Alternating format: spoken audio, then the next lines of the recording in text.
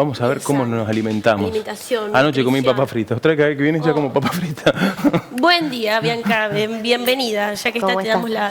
Quédate acá cerquita nomás, porque vos tenés que aprender muchísimo de todo esto. Yo un poco interiorizada estoy. Está bien. Y bueno, aquí tenemos a Bianca para que colabore conmigo, contigo y con el público también. ¿Cómo estás, Bianca? ¿Cómo están ustedes? Muy bien, por suerte. Bueno, nutrición y alimentación no es lo mismo, ¿verdad? No, nutrición en realidad es el proceso que hace el cuerpo para digerir, absorber y metabolizar los nutrientes. Bien. La alimentación es un proceso más complejo, que no va solamente desde la parte biológica o fisiológica, sino que engloba un montón de conductas, patrones culturales, ¿sí? Va más allá, la alimentación es más amplia. Más amplia, Sí. perfecto. No, quería como dejar en claro eso, porque yo siempre digo alimentación, nutrición, y me dicen, pero sí es lo mismo. No es lo Claro, mismo. la gente los usa como sinónimos, pero bueno, si te pones a especificar el término, Es otra son cosa. diferentes. Bien, y contanos un poquito en el tema que vamos a hablar hoy, que es un poco de los trastornos de conducta alimenticia, más que nada por esto que se ve mucho en las redes, se castigan mucho a las famosas cuando suben fotos, videos, algunas a cara lavada, cuerpo sin Photoshop, bueno, y están las críticas constantes de aquellas que se ven como excedidas de peso y de aquellas que están muy delgadas. Entonces, bueno, Exacto. por donde lo mire siempre hay una crítica, ¿no? Bien, claro, vivimos en una sociedad donde hay un sobreexceso de información, que al alcance de la mano uno puede entrar a cualquier red social, Instagram, Facebook, Twitter, y ver un montón de cosas que a veces están erradas. Y muchas veces pasa con esto, con influencers o famosos que muestran su vida, ¿sí? Muestran lo que hacen como si fuera una regla general. Si yo lo hago y a mí me sirve y a mí me va bien, cualquiera que está del otro lado lo puede replicar. Claro. Y ahí está el peligro. Uno no sabe quién está del otro lado observando ese tipo de cosas. Exacto. Entonces por ahí se promueven dietas o se clasifican los alimentos como buenos o malos, o el reto de los 21 días, o la dieta detox, y eso por ahí puede generar que ante la persona que está del otro lado, que puede tener una vulnerabilidad a desarrollar un trastorno de la conducta alimentaria, puede desarrollarlo. Es más, el riesgo, ¿sí? Se incrementa. Bien. Y junto con esto, bueno, todo lo que vivimos, que el estereotipo de belleza que busca un modelo hegemónico de una chica flaca, delgada o con ciertas características corporales como la norma, ¿sí? Cuando en realidad sabemos que no es así. Obviamente que en Instagram nos muestran lo que nos quieren mostrar, Claro. no la realidad. Sí, porque de hecho se ha visto en estas últimas horas distintas imágenes de personalidades famosas, no viene al caso, que cuando están producidas o retocadas las fotos son una cosa que después cuando son reales. Y por ahí es lo que se quiere vender. Hoy por hoy se vende muchísimo la imagen, el cuerpo saludable, pero a veces no es eso lo real.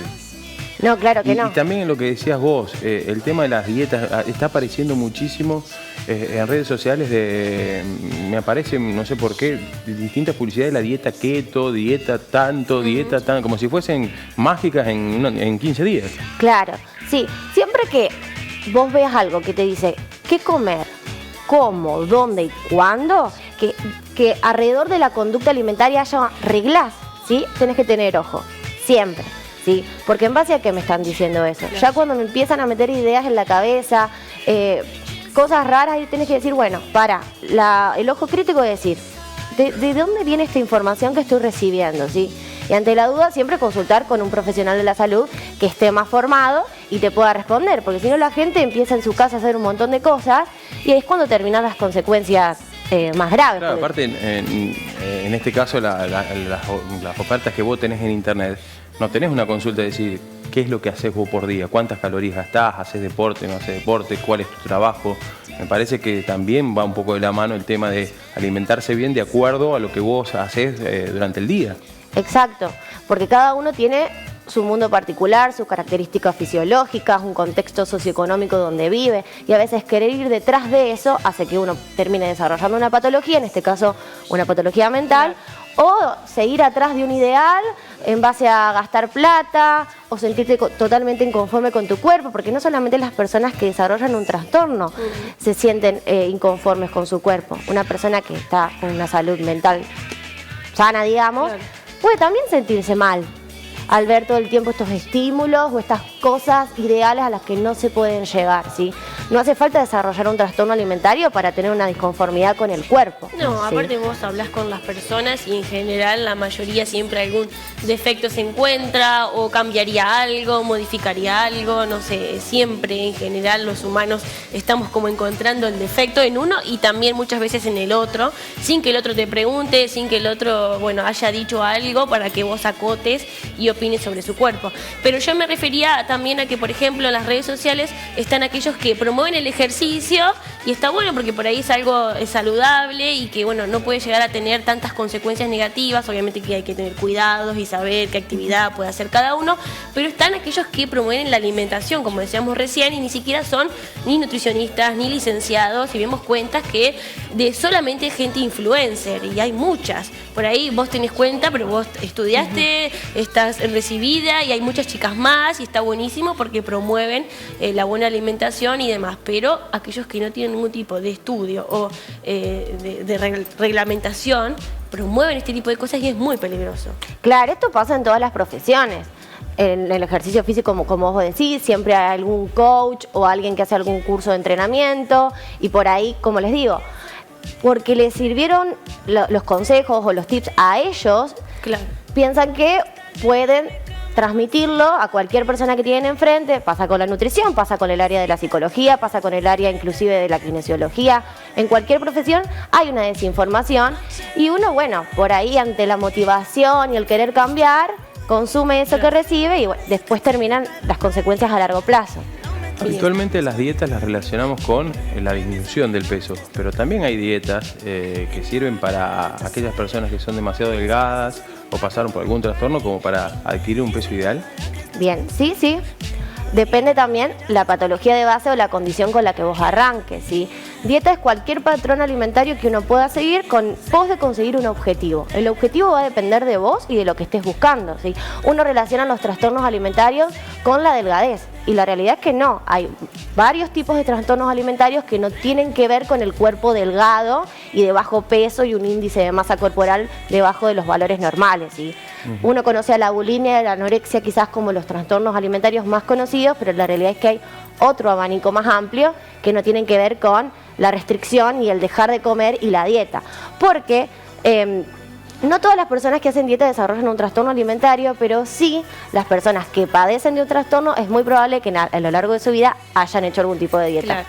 ¿Y quieres contarnos eso, más o menos, cuáles son las conductas, las maneras de manejarse, la actitud que tienen este tipo de personas? Bien, según la Sociedad Argentina de Pediatría, 3 de cada 5 mujeres padecen de algún trastorno de la conducta alimentaria. Y Argentina es el segundo país a nivel mundial con más padecimientos. Estamos atrás de Japón, ¿sí? Como el segundo país con más trastornos de la conducta alimentaria. Por eso es importante hacer foco en este tema y que se deje de lado el estigma social o como una enfermedad mental que no se puede resolver porque quizás la persona que está sufriendo de eso no se anima a hablar o no busca ayuda, ¿sí? Entonces, los trastornos de la conducta alimentaria son enfermedades psicosomáticas. ¿Qué quiere decir? Que la causa siempre viene por una cuestión psicológica, un trauma, algún tipo de problema, hay varios factores que predisponen a esto, pero se somatiza, es decir, se hace cuerpo a través de la conducta alimentaria. Bien. Conducta alimentaria alterada de muchas formas, no solamente de los malos hábitos, ¿sí? Como no comer. Hay varias formas de tener una conducta alimentaria alterada. Entonces, por ejemplo, hay factores neurobiológicos. Siempre hay una predisposición genética. La persona tiene que tener una predisposición genética para poder desarrollar un trastorno.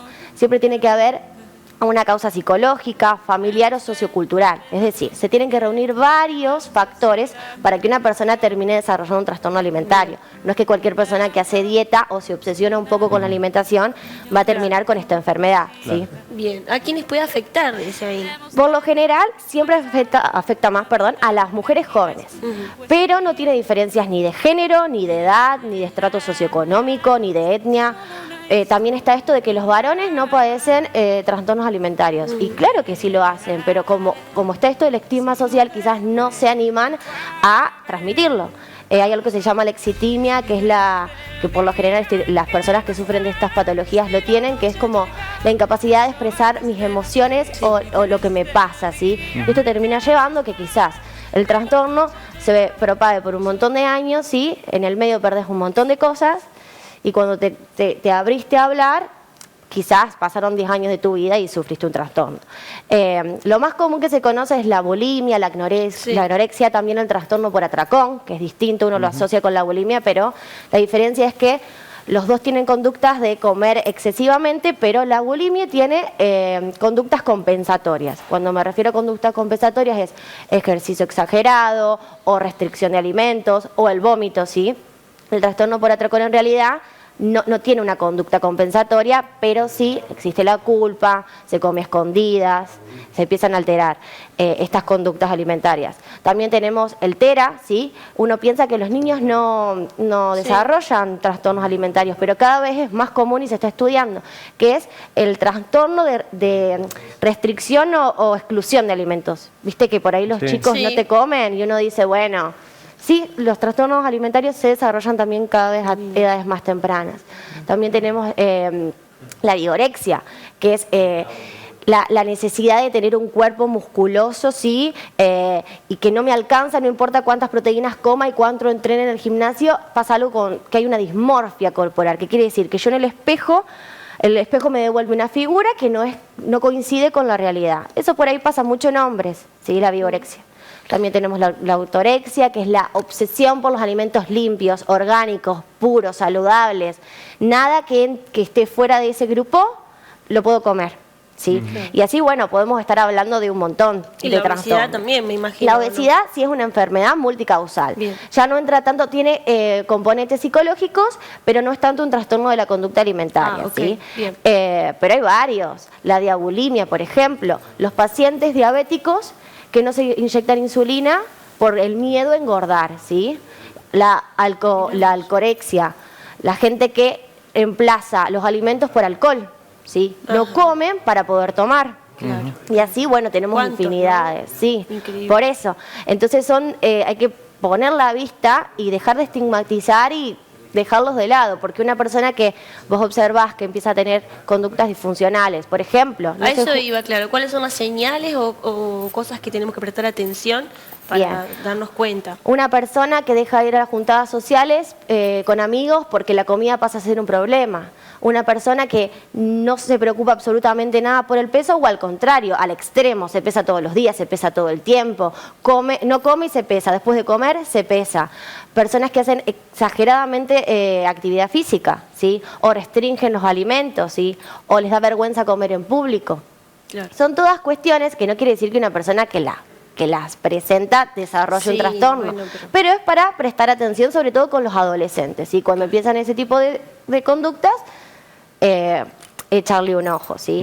Pero como les digo, se tienen que dar una serie de factores neurobiológicos, psicológicos, familiares y socioculturales para que una persona termine con un tipo de estas patologías, digamos. Claro. ¿Vos querés juntar? No, la verdad que me resultó muy interesante y bueno, había cosas que realmente no conocía, que tienen que ver con, bueno, lo que decías recién de la diabetes, que hay personas que a lo mejor no se inyectan algo tan importante, porque hay muchos insulinos dependientes para no engordar. Sí. Y hay muchos trastornos de la conducta alimentaria no especificados que se están estudiando. El DSM-5, perdón, es el manual internacional de la clasificación de las conductas de las enfermedades mentales. Sí. Entonces todavía hay trastornos que se están estudiando y no están incluidos, que no encuadran dentro de bulimia, anorexia, trastorno por atracón, etcétera, pero sí son trastornos. Así que bueno, hay que tener ojo, no porque uno no sea anoréxico quiere decir que no tenga un trastorno de la conducta alimentaria. Claro, hay que prestar mucha atención.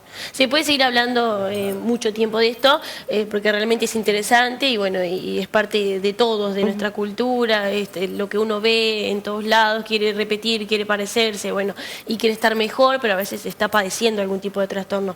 ¿Se pueden tratar? Sí, por ahí está el pensamiento erróneo que son patologías que no tienen cura. No, se pueden tratar. Siempre va a depender de la gravedad de la enfermedad y de la persona. Hay pacientes que necesitan sí o sí estar internados, otros tienen tratamiento ambulatorio, algunos tienen acompañantes terapéuticos. Bien. Lo importante siempre es el trabajo con la familia. Esta persona no puede salir sola, ¿sí? Y siempre los equipos interdisciplinarios, hay que hacer hincapié en eso. No se trabaja el psicólogo por un lado o el nutricionista por otro lado. Siempre se busca trabajar desde la interdisciplinariedad y por lo general los equipos están conformados por un médico, un psiquiatra, una psicóloga, nutricionista y también los médicos, porque puede pasar, sobre todo en las adolescentes, que empiezan las irregularidades del ciclo menstrual o la ausencia. Entonces, enfocar en eso. Y que tiene que ser un profesional que haya estudiado los trastornos. No cualquier nutricionista, no cualquier psicólogo, una persona formada, ¿sí? Porque a veces en el intento de ayudar se hace daño, ¿sí? No cualquier nutricionista, dijiste. No cualquier nutricionista. En tu caso, ¿vos lo podés hacer? Sí, yo hice especialidad en trastornos de la conducta alimentaria. Bien. Pero hay muchos nutricionistas, lamentablemente, que siguen propiciando esto de alimentos buenos y malos, esto engorda y esto no, fomentando la culpa o felicitando, ¿sí? Y retribuyendo muy bien que no comes ultraprocesados o que no comes las facturas o llévate el tupper a la juntada, ¿sí? Claro. Pasa, pero bueno. Es importante la constante actualización, ¿sí? Claro. Y saber uno dónde va a buscar ayuda. Cambios de paradigmas también en todas las profesiones y seguir, obviamente, capacitándose. ¿Se pueden hacer algunas cositas para prevenir, ya para cerrar, algo para tener en cuenta? Sobre todo con los más chicos, ¿sí? Desde las edades más tempranas, hacer lo que se llama educación alimentaria. Como por ejemplo, no prohibir alimentos. Se habla de los más chicos de que hay alimentos más saludables o nutritivos y hay otros, ¿sí? Que se pueden consumir en menor cantidad o frecuencia por salud, pero no decir esto engorda, ¿sí? No prohibir, porque esos chicos por ahí que se les prohíbe son los que si cumplen con las características, después pueden esconderse para comer o van a un cumpleaños y se descontrolan, viste que hay por ahí papás que, no con el objetivo de dañar, sino desde la desinformación, le sacan un montón de grupos de alimentos y es un niño que quizás después termina desarrollando una conducta compensatoria. También con los más chicos, no hablar ni de mi cuerpo de forma despectiva, ni del suyo, ni el de otra persona. Porque ahí empezamos a clasificar el valor de las personas por su aspecto corporal, ¿sí? Pasa muchas veces que van a consulta con algún médico o alguna nutri y hablan al frente del chico sobre está gordo o llévalo a la nutricionista porque está excedido de peso y la criatura está presente. A ver, ¿qué mensaje recibe ese niño con respecto a su valor y a lo que es, ¿sí? También esto de no cuidarse y restringir, decirle a los niños me estoy cuidando y después hacer distinto, porque reciben el mensaje de, sí, mi mamá se restringe, come diferente, entonces a mí si me da otra cosa, no me está cuidando. ¿Sí? Y así hay un montón de ejemplos para dar. Y nunca hablar del cuerpo ajeno. Porque vos no sabés, la otra persona, esto de, qué lindo que estás más flaca, o estás comiendo menos, o estás más gordita, estás comiendo un montón, aflojale. Vos no sabés, la otra persona, qué le está pasando, qué proceso interno está sufriendo. Entonces, mucho ojo, porque dentro de la libertad de expresión se pueden cometer un montón de tipos de violencia, ¿sí? O maltratos que, no, ya no da más. Hablar del cuerpo de otros... No, 2022 es pasado. Basta, Apoyo es pasado. la emoción. ¿Dónde atendés? Sí. Yo en consultorios piel, sí, y si no en el hospital, el municipal. Los martes. Los martes por la mañana. Tienes redes también para seguirte, das tips, obviamente siempre es importante ir a consulta y demás, pero bueno. Mis redes son Nutrición Inclusiva _Bianca. Bien, ¿sí? Son canales que están buenos a veces para promover la buena alimentación. Te agradecemos y nos vemos Gracias la semana a que ustedes. viene. Un placer, Bianca. Gracias.